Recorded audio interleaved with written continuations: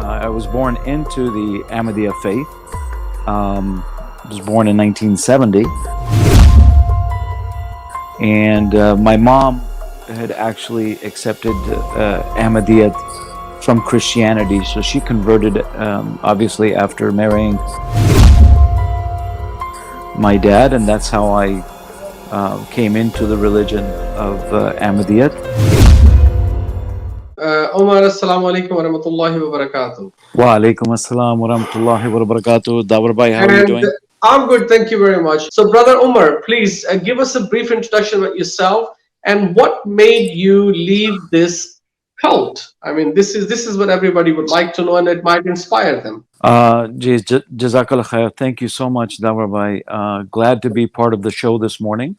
Just to make it brief and short and sweet, I'm a U.S. I was born into the Ahmadiyya faith. Was born in 1970, and my mom had actually accepted Ahmadiyya from Christianity. So she converted, obviously, after marrying my dad, and that's how I came into the religion of Ahmadiyya. But back in, my exit was very unique. Actually, the commonality in my exit is actually A.K. Sheikh's website, ahmadi.org. What it was I wasn't a regular attending Ahmadi, so I don't want any Ahmadis to say, "Hey, this guy is fabricating things or lying." I wasn't a regular Ahmadi. I was more, 9 to 5 employment, driven in the States. You were there just for the sake of being there. That's all. I was there maybe every other Jummah or one Jummah in a month, every Eid prayer. And what happened was in 2004, I had a kind of life-changing event that I wanted to, get back to the basics of my religion and being a good person and everything like that. So I started reattending the local Ahmadi mosque, and I from the onset, I knew that there was something wrong, but I couldn't put my finger on it because you got this inside feeling telling you that there is something wrong. Yeah, there was something wrong because what happened was I was sitting at my mom's house one day. I think it was in 2000. It was after 9/11, and I remember my eyes glancing on the Ahmadiyya Gazette USA.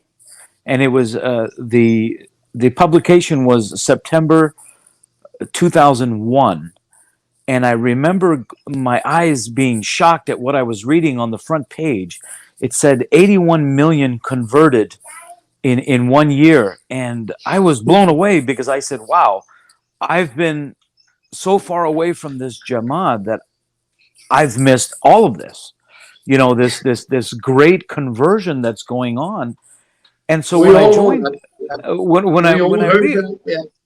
when I rejoined the Jamaat, and I was going there regularly, attending, in 2005, for something unique happened. The Jamaat personnel had approached me and said, "You know what, Brother Omar, we want you to give a speech on the life of Mirza Ghulam Ahmad." And I said, I'll be respectful, Mirza Ghulam Ahmad Sahib. And I said, "Oh, I would be honored to. Are you sure you want me doing that?" And they said, "No, please, it'd be in English." And I welcomed the speech, and I wrote what I believe was a very good speech and an honest speech. But there was a couple of things that happened during my writing of the speech that led up to the couple of weeks before that. And one was, when you're going to start out on somebody's life history, you have to know when they were born. Rasulullah sallallahu alaihi wasallam, whatever website you go to, you're going to find 570 AD, 571 AD. Within 2 years, you're going to find his year of birth. And this is going back more than almost 1,500 years now. Yes, definitely. And I was blown away that so accurate, still so accurate. Yeah. when I did the search on Mirza Ghulam Ahmad Sahib, I was stumped in finding that um, his birth year was varying by 4, 5, 6 years here and there. Whatever book that I was reading, whether it was Review of Religions, whether it was Mm. online at alislam.org. And so what I did was I just did a quick Google search, and that's where Ahmadi.org popped up. And there was this blog and this chat going on the date of birth of Mirza Ghulam Ahmad. And I said, wow, this is unique. But I never thought anything of it. Anyways, I prepared my speech, and I delivered my speech at the Ahmadi Mosque. And one thing led to another. But when I did come back from that speech, I was a little shaken because a couple of the president, who is also the son-in-law of Dr. Abdul Salam, he's the Mm. president of our. He was the president of our local Ahmadi mosque, and he approached me and he said, my son Omar, has anybody in your family checked your speech for references and stuff like that? And I said, why would they need to do that? I'm a man. I wrote the speech. I'm proud of it. I believe it'd be just fine. And then the Murabbi Saab also approached me and says, "Beta, इसमें कोई गैर Ahmadi material तो नहीं है?" All So right. So what he said that there is no reference from a non-Ahmadiyya source. sources, and I was shocked, and I said, "No, no, no, बिल्कुल भी नहीं. इसमें सब कुछ जो भी whatever I All is found from all is from from Ahmadiyya source. from Amity material. I've written it, and I hope they liked it. Anyways, I delivered that So, speech. so they were actually, you were saying, Brother Umar, that they were very keen in finding out that you haven't consulted any other source outside the Jamaat, Ahmadiyya. Exactly, and that's something that's Wondered why is that? I. But anyways, I delivered the speech that day. Went very well, but it was after that I kept getting bombarded with dream upon dream. One dream, showing me a very small Quran, and I have it from the 1970s.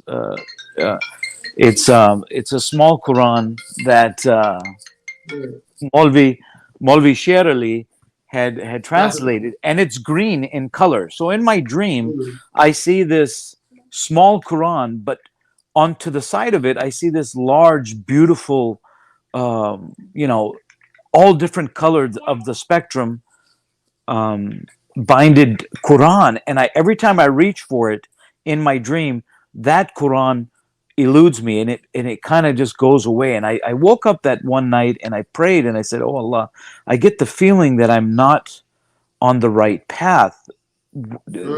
I seek your guidance. I need I need your guidance." And it was اهدنا then that الصراط المستقيم. المستقيم اهدنا الصراط المستقيم صراط الذين أنعمت عليهم. And that's what I prayed fervently. I mean, I was praying day and night, day and night, day and night, because I knew something was wrong.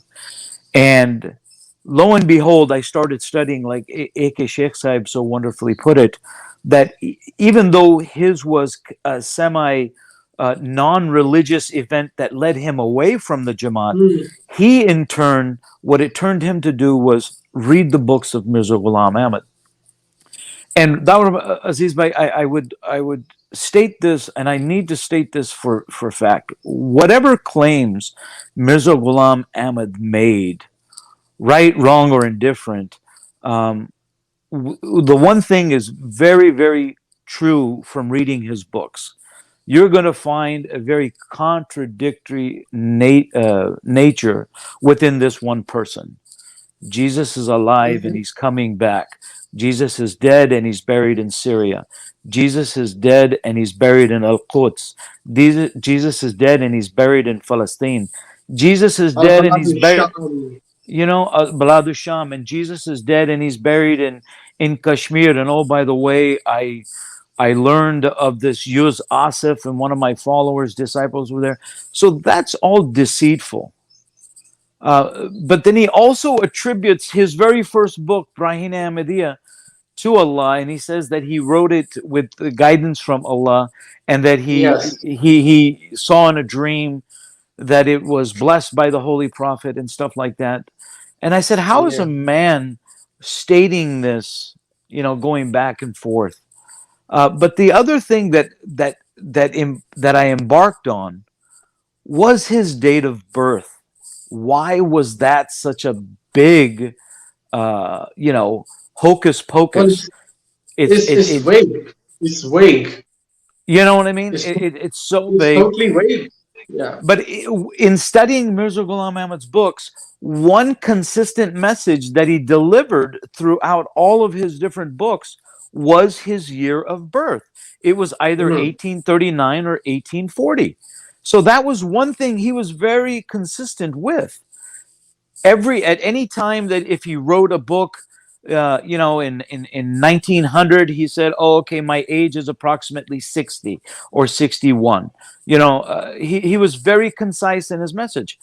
But the deceitful thing that the Jamaat came along and did was change his date of birth from 1839 or 1840 to 1835. And there's only one objective. There's only one objective Yes. for that. And that His is prophecy. because his prophecy, his failed prophecy that he was going to live to the age of 80. Um, you know, Amdi's watching right now, or who are going to watch this show in the future, may just look at me and say, "Oh, you know what, brother Omar or Omar, you're just babbling the same old baloney that we've heard from Muslims around the world over and over and over again." But the fact of the matter is, Davarbai, it's such an important factor that not only did Mirza Ghulam Ahmad consistently state his birth year, approximately 1839, 1840, the Jamaat is the one that came behind him and swept all Mm. that under the rug. So Yeah. the Jamaat is also Yes. complicit in this. Not only are they Absolutely. propagating a message, an incorrect Absolutely. message, they have So it, actually falsified this. so this brought you to the place where you started to see some light at the end of the tunnel. I understand that. Very interesting, intriguing. It's just amazing what you're saying.